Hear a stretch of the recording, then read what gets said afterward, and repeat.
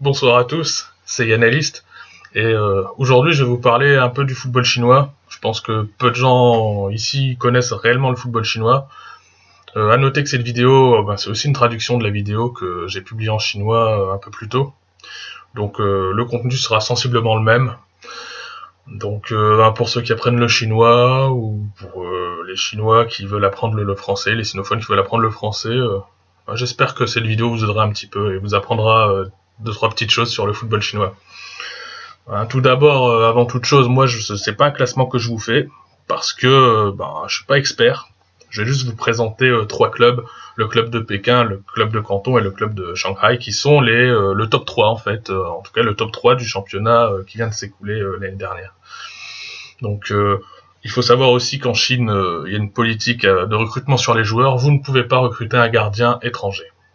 Mais vous pouvez recruter des stars européennes, on peut le voir dans pas mal des clubs. Pas mal de clubs chinois. Donc dans un premier temps, je vais vous parler du club Beijing Guoan, le club de Pékin, le club de la capitale. Je dirais que c'est le club qui nous parle un peu le plus, puisque l'entraîneur actuel, c'est Bruno Genesio. Bruno Genesio, qui était entraîneur de Lyon ces dernières années.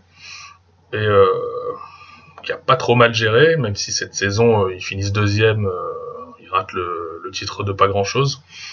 On a des anciens, en tout cas un ancien de Ligue 1 qui est un peu la star du Beijing Guoan, c'est Cédric Bakambu, formé en France mais qui joue pour la RDC. On a aussi Renato Augusto, un joueur brésilien qui a pas mal de sélections avec le Brésil. Ensuite, il faut savoir que le Beijing Guoan a été construit, a été créé en 1951, mais qu'il n'est professionnel que depuis 1992. Donc le Beijing Guoan a un surnom que j'avais en chinois et qui est en français, la traduction c'est les gardes impériaux. Ce sont les gardes impériaux. Ensuite, je vais vous parler du club de Guangzhou, de Canton, dans le sud de la Chine, Guangzhou Evergrande. Donc l'entraîneur est assez connu, c'est Fabio Cannavaro, champion du monde avec l'Italie en 2006. Sa star, c'est Paulinho qui a joué au Barça l'année dernière, excellent joueur qui joue toujours avec le Brésil et qui fait une belle carrière en Chine, une belle carrière à Guangzhou. Donc c'est le leader du dernier championnat. Le club a été fondé en 1954, mais il n'est pro que depuis 1994. Le surnom de Guangzhou, de ce club, ce sont les Jaguars de Chine méridionale. Et donc c'est un club, je dirais important, qui a été champion. Et le troisième club dont je vais vous parler, c'est le Shanghai SIPG.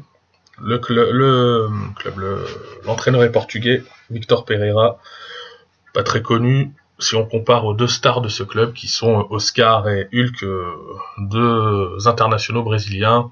Hulk qui a joué en Europe, notamment au FC Porto, attaquant très très costaud, et Oscar, super milieu de terrain qui a joué pas mal à Chelsea.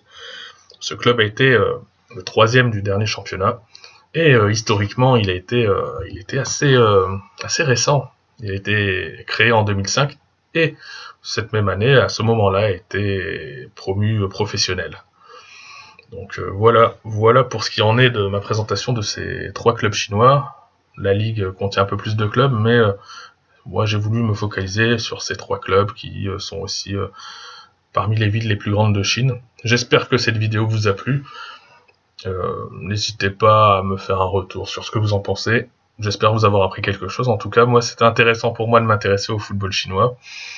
Et je vous dis à bientôt pour une prochaine vidéo. Et merci beaucoup.